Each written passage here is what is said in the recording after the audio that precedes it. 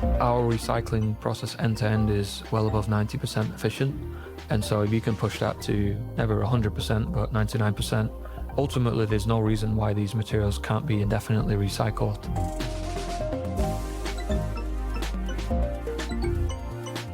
More than 1 in 5 cars sold around the world in 2024 were electric.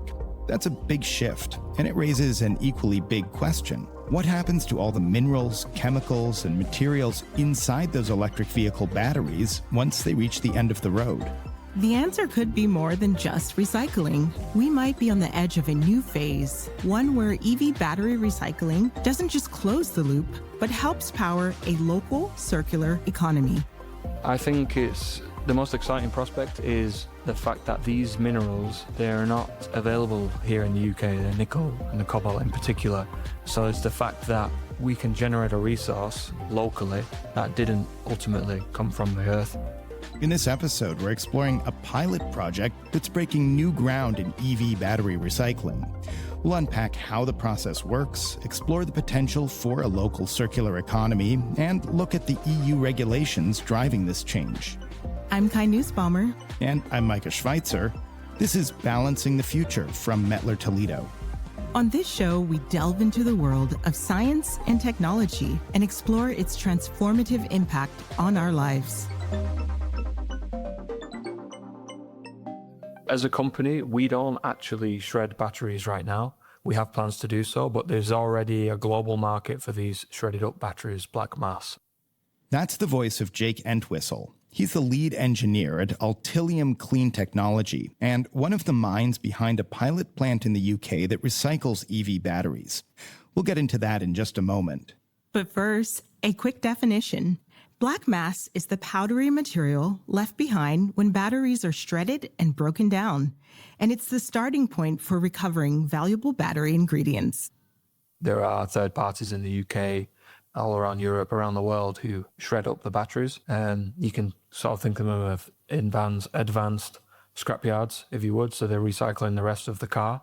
They want to neutralize the battery component, so they shred it up into this black mass, we call it, and it is just black powder. And we kind of ship that around the UK or around the world currently to be recycled.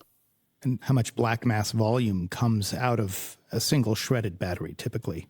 I would say from a sort of mid-range vehicle, around 300 kgs of black mass. They tend to strip out a lot of the steel components from the battery pack, and then you're just hopefully shredding as many of the cell components as possible. And it contains a variety of chemicals and impurities at that point, but it also contains the valuable minerals, so cobalt, nickel, manganese, lithium, and the graphite as well is valuable to us. And then even the impurities are metals such as copper, so it's still very valuable to be recycled. So what percentage of a battery can be recycled? Does it depend on the battery type? Or since we were just discussing EVs, is there a certain percentage that is a recommendation or an aim? We aim to recycle more than 90% of the black mass components, well over 90% actually. But I wouldn't want to pin my name to a specific number above that. Yeah. So once it gets shredded into that black mass, the vast majority of that is then recycled into various streams, particularly the valuable metals. There's still some metals in there, such as aluminium, iron, which are lower down the value chain compared with these expensive metals such as nickel. So they can ultimately also be recycled, but at the moment we call that impurity removal.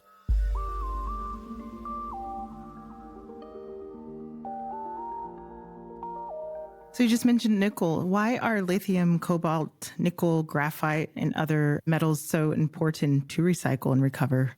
There's multiple angles to look at this.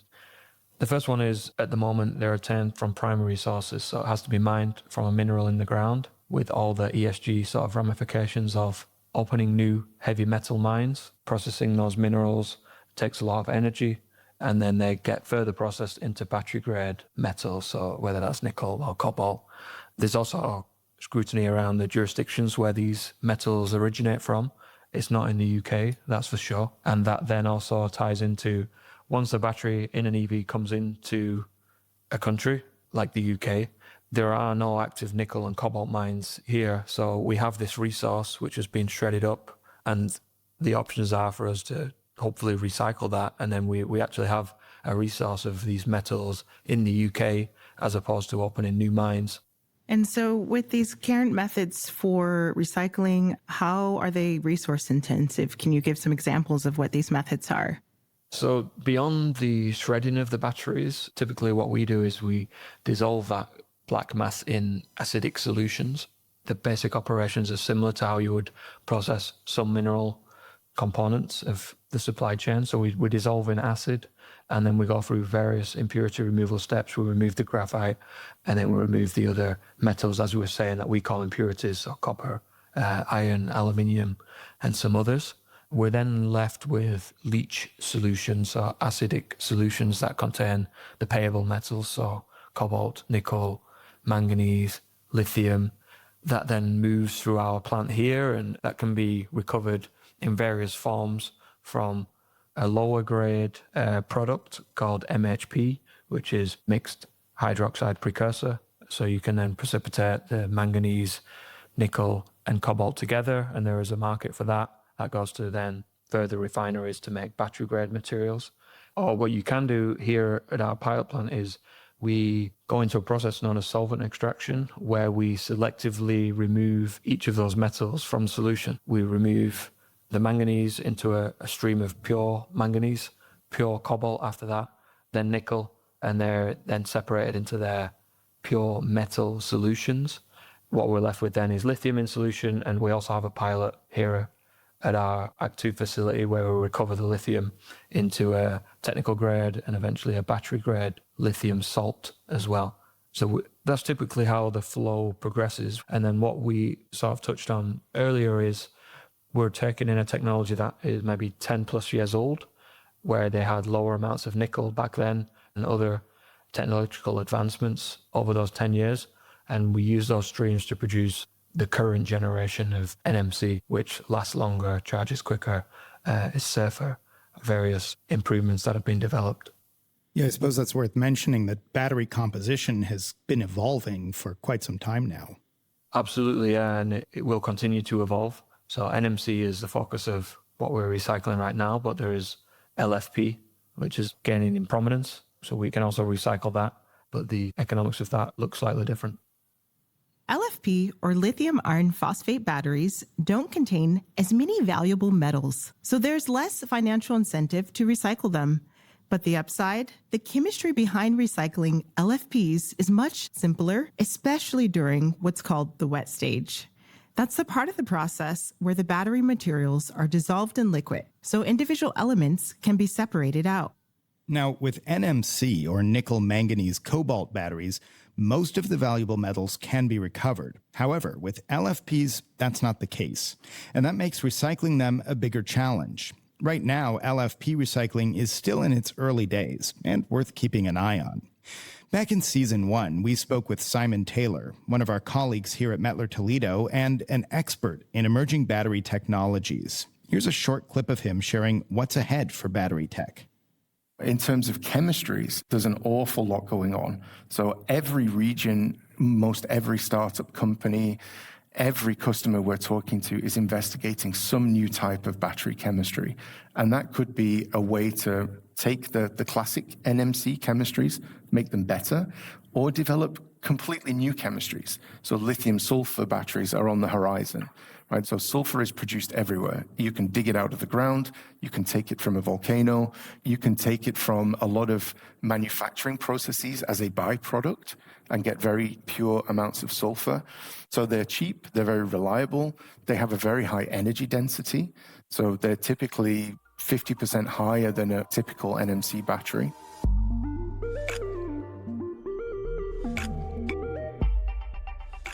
We've talked to Jake a lot about the process, but what about the plant itself? Yeah, so what this plant is piloting is all those operations that we just went through. So from the leaching, all the impurity removal, and then the solvent extraction. We have performed those at a lab scale, actually just a bit beyond lab scale. So we have our Act 1 facility, which is a testing lab, and mini pilot capabilities. And what we're building here in Plymouth and Devon is our Act 2 facility. And that is at a larger scale. So effectively, what we're building here can recycle around 1 EV per day. It's kind of much further along than the lab scale experiments. And what it allows you to do is test your principles on industry relevant equipment and performing more complex testing that you need to generate larger volumes of solutions for. That's the sort of focus here, is developing the flow sheet that we will ultimately commercialize at a full-scale recycling plant that will recycle hundreds of EV batteries per day. Is sort of gaining the insight that we need to develop those plans at this facility. So if I'm hearing you right, the pilot is about developing this at a much bigger scale than currently can be used for recycling EV batteries. What's new about it for us as well is it does allow you to sort of demonstrate the commercialization of some of the materials that we're generating. So you can make ton scale quantities, which you can sell or get offtake agreements for, which you can't do really at the lab scale. So you can demonstrate to potential investors, as we grow now to a large commercial facility, we can demonstrate how valuable are these materials that we have produced from recycled EVs.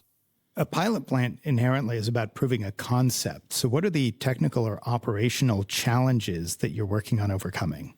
I think some of the challenges that we're trying to test for here is predicting what an average black mass blend will look like towards the end of the decade. So you can predict what cars are on the road today, what cars are going to be produced over the next half a decade.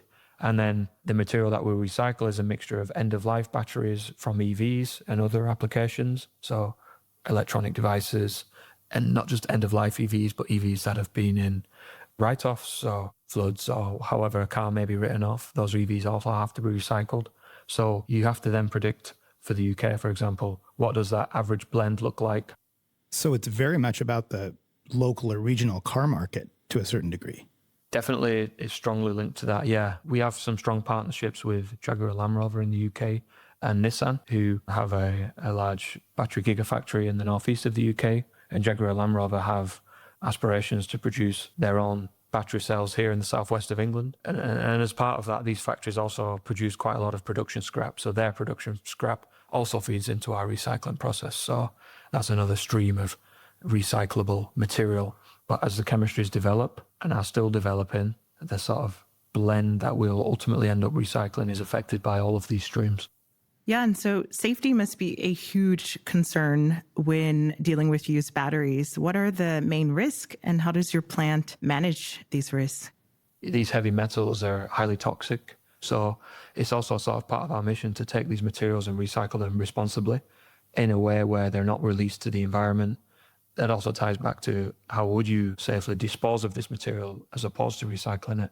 That's not very clear how that can be done. So we can take the material into our site here and ultimately into our commercial facility and recycle it in a way where it enters back into the market. It doesn't end up in a landfill or in another waste stream. What we have to be sort of very careful about is when we're transporting these batteries around the UK, that is done safely. When we're shredding them and moving the black mass around, that's done in a way where it cannot egress into the environment. And then when we're unloading that into our plant, these powder materials are highly hazardous. So we have a lot of abatement here, specifically around containing those chemical hazards. So how is black mass packaged and transported? It's usually stored in big, heavy-duty bags. Think of those tough construction bags used to haul sand or gravel. These are lined with polyethylene, sealed on both ends, and often even shrink-wrapped to keep everything secure during transport. Once the bags are emptied, they're considered contaminated waste. Most of the leftover material can be washed out, but some trace elements stick around. Some bags, especially ones with spouted tops or bottoms, can be reused depending on the design, but disposal is still a major part of responsible handling. Why are we telling you this? Because recycling isn't just about the batteries themselves. Even the packaging materials become part of the equation. And to compete with mining virgin materials, you need to be thinking about every stage of the recycling process.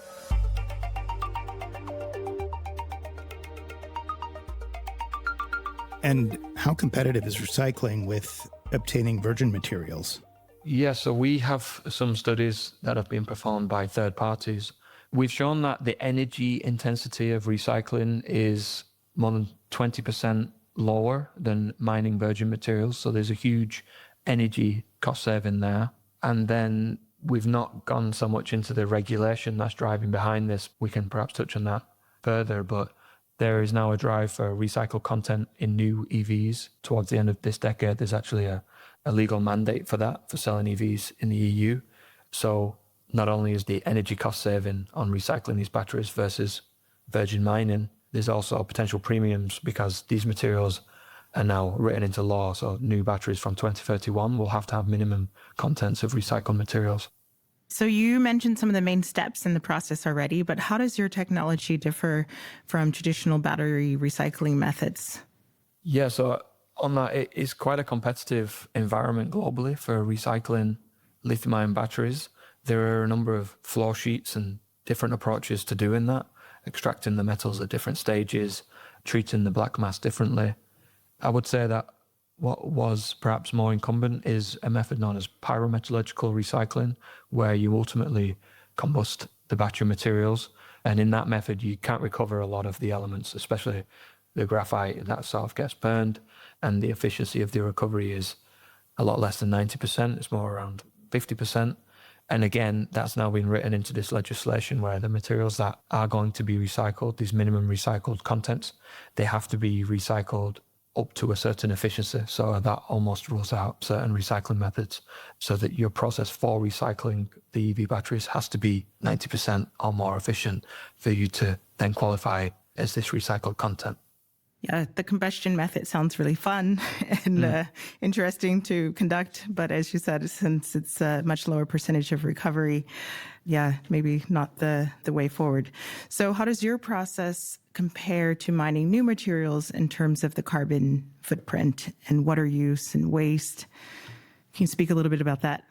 Yeah, so it's partly tied into that study on the 20% reduction in CO2 emissions for our material versus virgin mined material.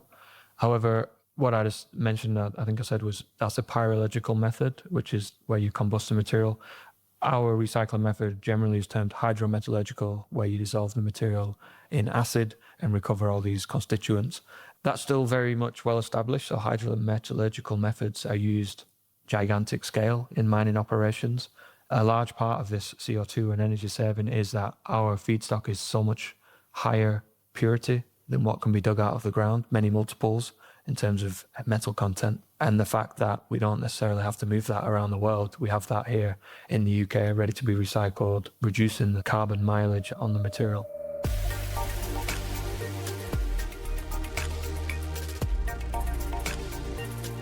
You touched on regulation a bit earlier, but I want to talk a bit more about that in detail. How are incoming global regulations for minimum recycled content in new batteries shaping recycling strategies? Yeah, so it's certainly a tailwind for us.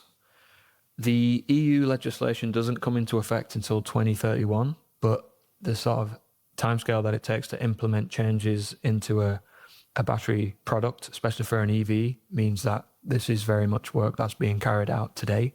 So we have to produce relative quantities of these recycled materials. They have to go into testing programs, and these testing programs for new EV batteries can run into many years, actually. We have to make those recycled materials now, work with automotive partners, like, as I mentioned, Jaguar Land Rover and Nissan for ourselves, and test those batteries now over the next 12 months, 18 months, 2 years, so that we can define the product that'll come to market by 2031 to meet the regulation. From what you're saying, it sounds like the work today is very much future focused. You're working today essentially for, say, 2030 or 2031. On the side of battery manufacturers, are they starting to think about how to design the batteries they make with recyclability in mind? Definitely, yes. So I think that's one thing that you would notice now, or we would notice, is if you take a vehicle that is 10 plus years old, it can be more difficult to make it recyclable. So typically now, yeah, it is also legislated to make the batteries when you build them from scratch, so that at their end of life, they can be recycled more easily. And I know as part of that, there's now this battery passport, which follows a battery around from when it is made up until when it's recycled. And that also contains all the information that's needed to recycle this battery wherever it may end up. Let's pause for a moment and bring Simon back to break down the EU battery passport and explain how it fits into the bigger picture. They've also tried to say, okay, we need to transform some of these, what we call opaque supply chains, into more transparent supply chains. So this is going in the direction of ethical mining. It's making sure that we as consumers of batteries, we as people who buy electric vehicles, can scan a QR code on our car and find out exactly where those minerals were mined or recycled. And now there are many other countries that are now looking at this legislation and saying, okay, how do we adapt that? The Chinese government are looking at this battery passport. I think the US and Canada are now looking at some form of legislation. And it helps everyone. It helps us as consumers make better choices. It helps us uncover some of those supply chains that are hidden to us or not really obvious where our materials and where our products come from.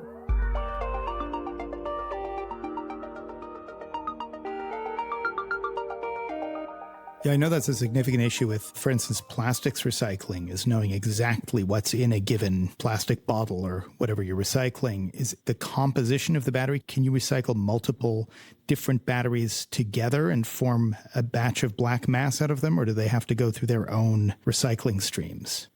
Yeah, typically for all lithium-ion batteries, our approach would be to recycle them together so that the battery chemistry that's in your phone and laptop is different to what's in an EV, but in a roundabout way, it contains these heavy metals. And so it's kind of just predicting what that blend looks like at a commercial scale. So how much of it is coming from electronic device waste, how much is coming from EV waste, and what are the chemistries within those EVs. Certain OEMs use completely different chemistries within their battery to others. Again, that's kind of what this pilot facility will do. We're trying to find the boundary conditions to what are the chemical limits to certain constituents within the black mass that we can economically recycle. And what kind of design changes actually make recycling easier? At the pack level, that kind of comes down to making the packs so that they can be disassembled more easily.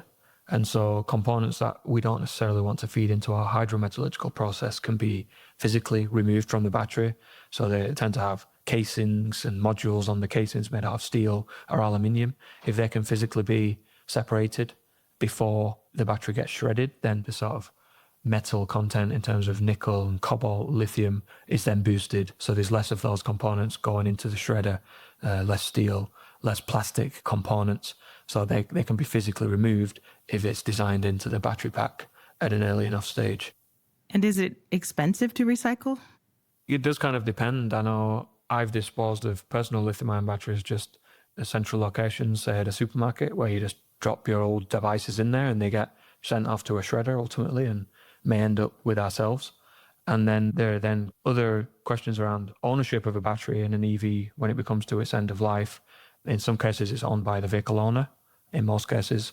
But in the future, that might not be the case. It may be that the original manufacturer has an obligation or does have an obligation to recycle that battery when it ends up at a recycling yard or a scrapyard facility. And so certainly they have to put some costs into making sure that that material does get responsibly recycled. But I think it kind of comes back to the fact that as it's forming a battery, even if it's at the very end of its life, it can't be used for any other application. It needs to be shredded and turned into black mass.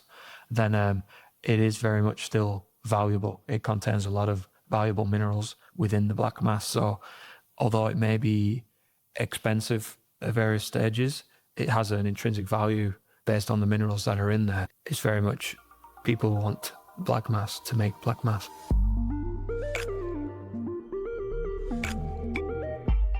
You mentioned circularity earlier. In theory, circularity is almost like a perpetual motion machine. I mean, there's nothing new coming in. It's a perfect circle. But obviously, there has to be some degree of new material coming in and some degree of waste going out. It's a question of how tight we can make this flow of recycled material into new products. How circular can the battery manufacturing sector become, do you think? I think I would be pretty optimistic on this. I think, as I mentioned, our recycling process end-to-end is well above 90% efficient. And so if you can push that to never 100%, but 99%, ultimately there's no reason why these materials can't be indefinitely recycled. I think sort of looking forward, by 2031, there's this regulation for 6% recycled lithium, 6% recycled nickel, and 16% recycled cobalt. That's legally mandated. By 2036, that becomes 12% lithium, 15% nickel, 26% cobalt. And then I think maybe we see further graduations from there, but that's now looking out 10 years, maybe beyond that. Those lower limits just keep increasing. This battery-focused policy is part of the broader European Green Deal, a bold, wide-reaching plan to reshape the EU's environmental future.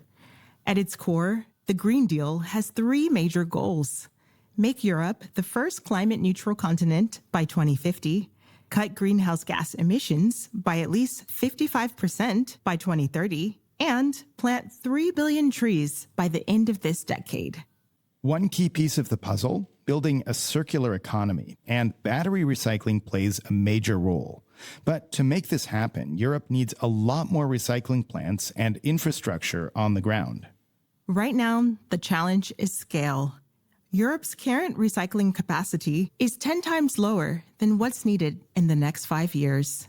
More than 30 material recovery projects have been announced or are underway, but nearly half are on hold or in limbo due to high energy costs, limited technical expertise, and gaps in funding.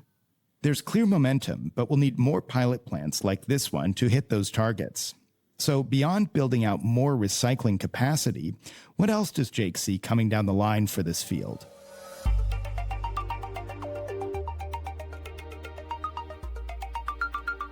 There's very much challenges of today as well, but the nature of how long it takes to qualify these battery components, which are critical safety components of a vehicle, and in the automotive space, this just takes a very long time to qualify new components that are safety critical in any vehicle.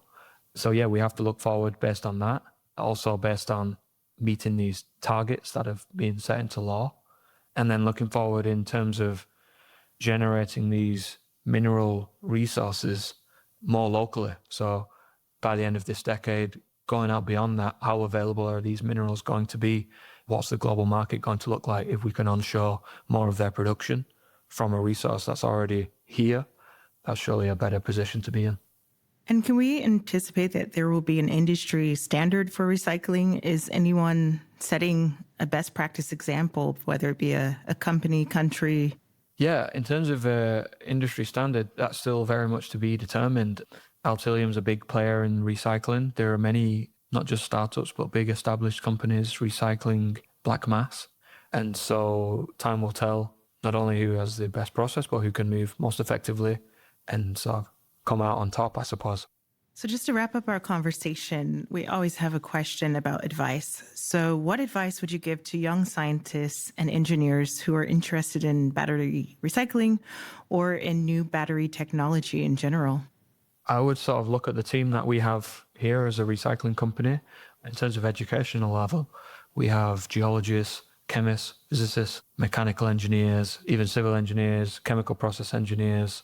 So there's sort of a space in battery recycling for any type of, or a wide variety of technical degrees per se. I would just say you can learn as much as you can from the publicly available information, but we've tried to foster sort of internships for even high school level students, degree level students. We have some working here on their sort of years or months away from university. And I think getting hands-on experience is very valuable. So to anyone who's aspiring to go into this, if you can reach out to battery recyclers and manage to get some actual experience there, that's invaluable.